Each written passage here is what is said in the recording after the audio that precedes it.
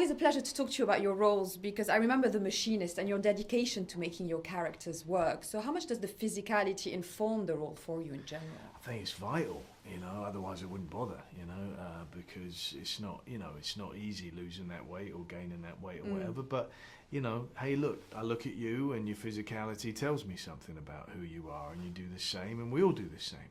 And it's only an entryway, and obviously what's most important is your heart and mind, but it tells you something, and it is a definite first impression, and first impressions are vital, especially when you've only got 2 hours to tell a story. And the thing with Irv, who he's loosely based upon Mel Weinberg, when I first saw, I came to know Mel and we would hang out and he would tell me these wonderful stories, but when I first saw a picture of Mel, it surprised me so much because I thought he was going to be a very vain man, a very slick, smooth guy, who I was trying to think, I don't know how David needs this character to be likable. I don't know how to make him likable. But then I saw the picture. Then I saw the picture of him, and I went, "He's a charming bastard. I like him. I like those glasses, which I got nicknamed the Badger on the set. I loved his comb over. I loved the roly-poly nature of him. He was not what I expected. And this film is all about the surprises, the unexpected. You think you know who someone is. And then you think he's an immoral con man, but then he's a romantic. He's a true romantic and an optimist, and he's someone who's just dying to be loved. And that everyone has these different facets to them that are surprising. And I just felt like once I'd seen that photograph, I said to David, "Sorry, mate, that's what I'm doing. I've got to do it. That I'm starting eating the potatoes today." But well, that's what's great about David. He lets actors act. He lets them create themselves and create the world. Very true. What you were saying is absolutely true. It's taken me. Maybe I'm just very slow on the pickup, but it's taken me years to realise.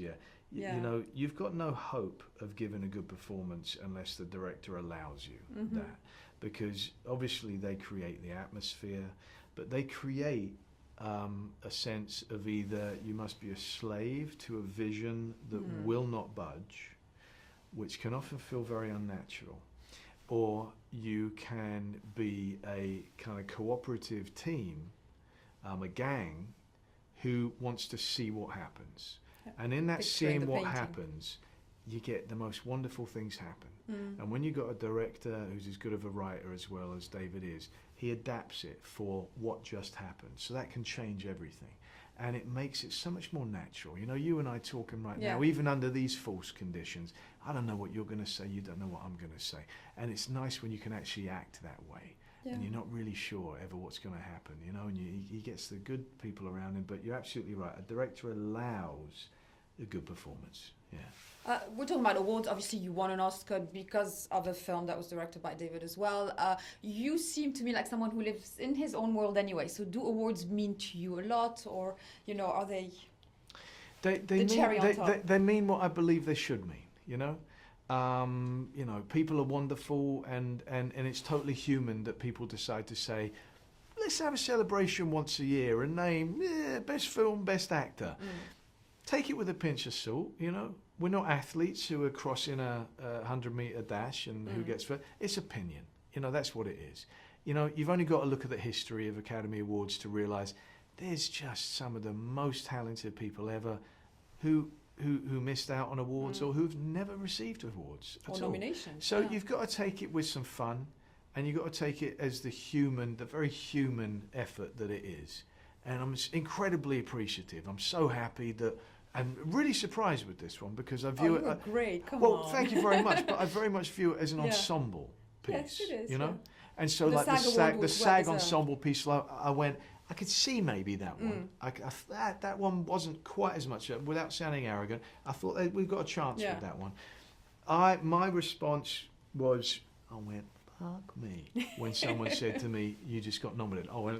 I really didn't see that one coming because I thought it was just an ensemble, not just, but there was an ensemble piece. And so, I take it like that. I really feel no competition with the other people, Of course, I'd be elated to win, who wouldn't? But I'll be totally happy for whoever does. And I also recognise there's so many great actors out there who are not on that list who absolutely deserve to be as well.